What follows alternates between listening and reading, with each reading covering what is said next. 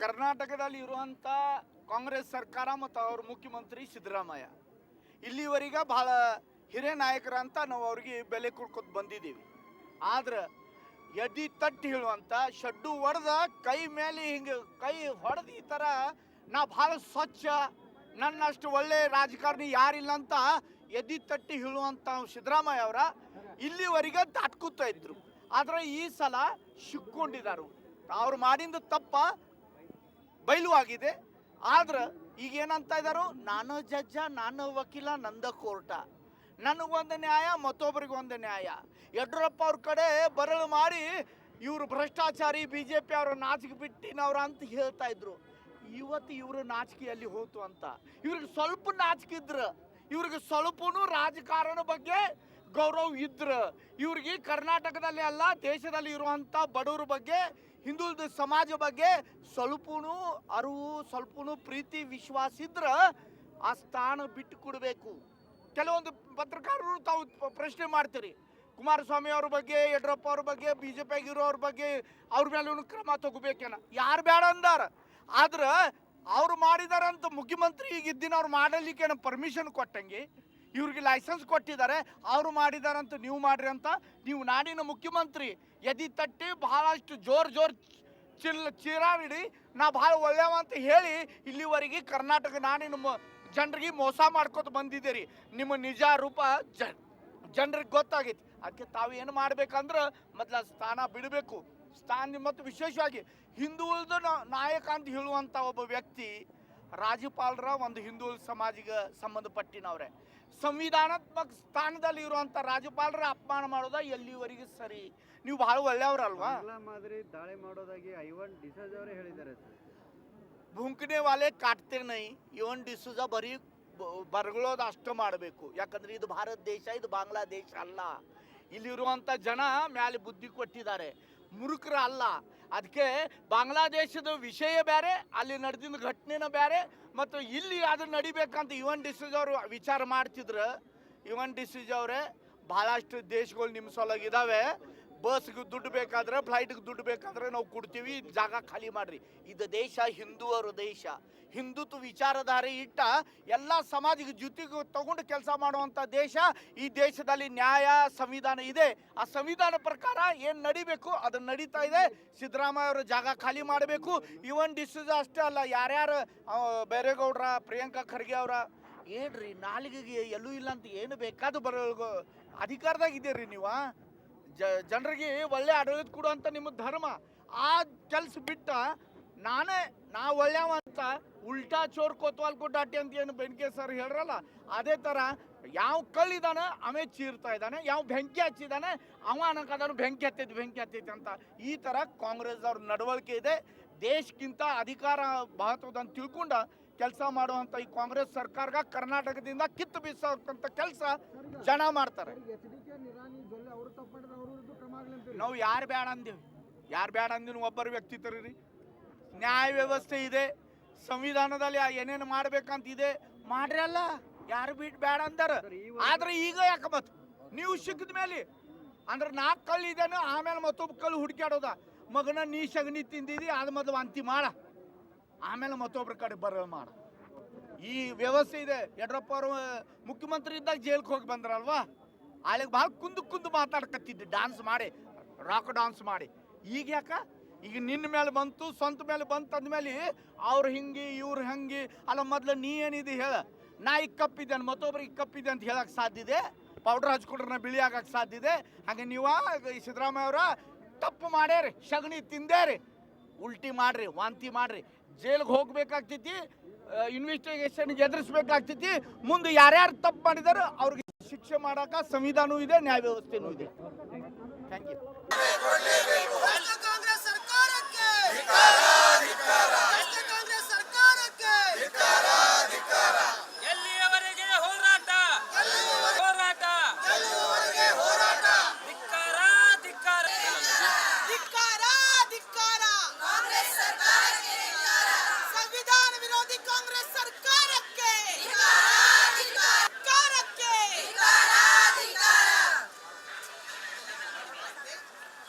ದಲಿತ ವಿರೋಧಿ ಕಾಂಗ್ರೆಸ್ ಸರ್ಕಾರಕ್ಕೆ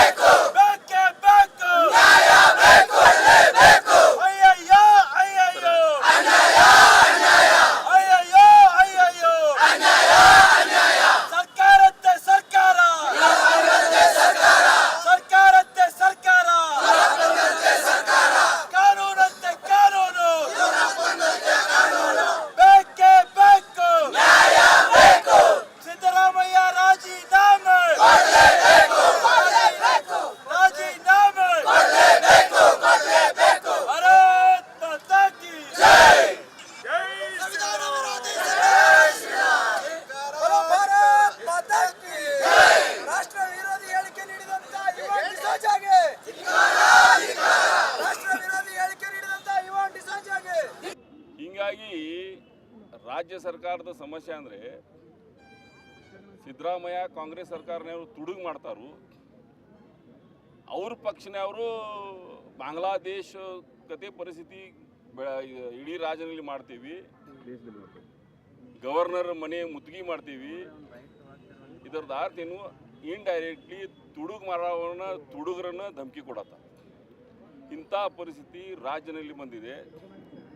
ಈಗಾಗಲೇ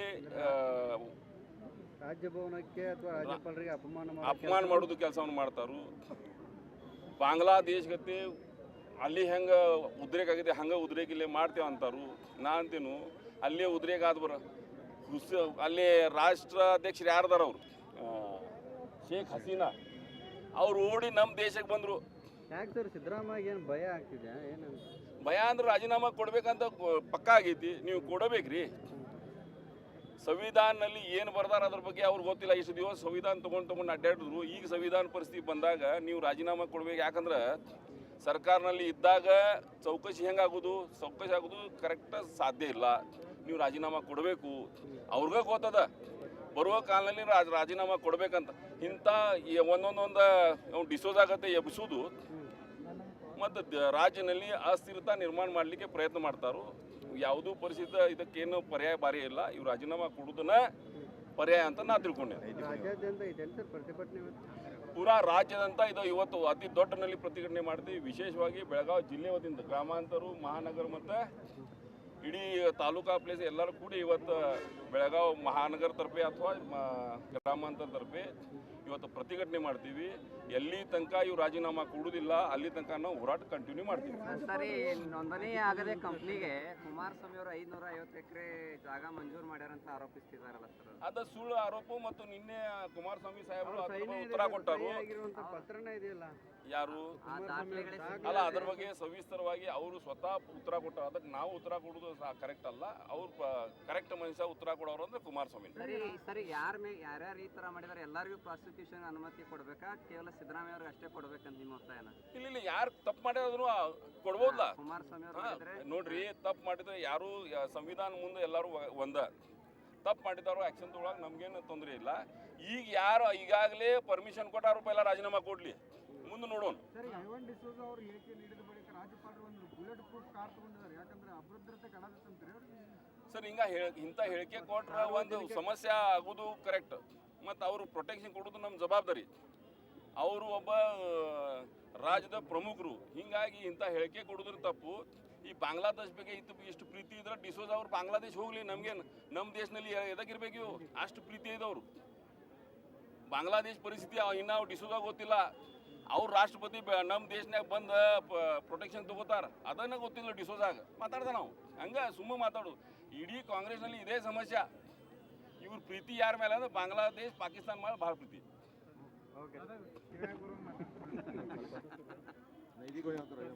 ಕರ್ನಾಟಕದಲ್ಲಿ ಇರುವಂಥ ಕಾಂಗ್ರೆಸ್ ಸರ್ಕಾರ ಮತ್ತು ಅವ್ರ ಮುಖ್ಯಮಂತ್ರಿ ಸಿದ್ದರಾಮಯ್ಯ ಇಲ್ಲಿವರೆಗೆ ಭಾಳ ಹಿರಿಯ ನಾಯಕರಂತ ನಾವು ಅವ್ರಿಗೆ ಬೆಲೆ ಕೊಡ್ಕೊತ ಬಂದಿದ್ದೀವಿ. ಆದ್ರೆ ಎದಿ ತಟ್ಟಿ ಹೇಳುವಂಥ ಶಡ್ಡು ಹೊಡೆದ ಕೈ ಮೇಲೆ ಹಿಂಗೆ ಕೈ ಹೊಡೆದು ಈ ಥರ ನಾ ಭಾಳ ಸ್ವಚ್ಛ, ನನ್ನಷ್ಟು ಒಳ್ಳೆ ರಾಜಕಾರಣಿ ಯಾರಿಲ್ಲ ಅಂತ ಎದಿ ತಟ್ಟಿ ಹೇಳುವಂಥ ಸಿದ್ದರಾಮಯ್ಯ ಅವರ ಇಲ್ಲಿವರೆಗೆ ದಾಟ್ಕೂತಾ ಇದ್ರು. ಆದರೆ ಈ ಸಲ ಸಿಕ್ಕೊಂಡಿದ್ದಾರೆ. ಅವ್ರು ಮಾಡಿದ ತಪ್ಪ ಬಯಲು ಆಗಿದೆ. ಆದ್ರೆ ಈಗ ಏನಂತ ಇದ್ದಾರು, ನಾನು ಜಡ್ಜ, ನಾನು ವಕೀಲ, ನಂದ ಕೋರ್ಟ, ನನಗೊಂದು ನ್ಯಾಯ ಮತ್ತೊಬ್ಬರಿಗೆ ಒಂದು ನ್ಯಾಯ. ಯಡಿಯೂರಪ್ಪ ಅವ್ರ ಕಡೆ ಬರಳು ಮಾಡಿ ಇವರು ಭ್ರಷ್ಟಾಚಾರಿ BJP ಅವರು ನಾಚಿಕೆ ಬಿಟ್ಟಿನವ್ರ ಅಂತ ಹೇಳ್ತಾ ಇದ್ರು.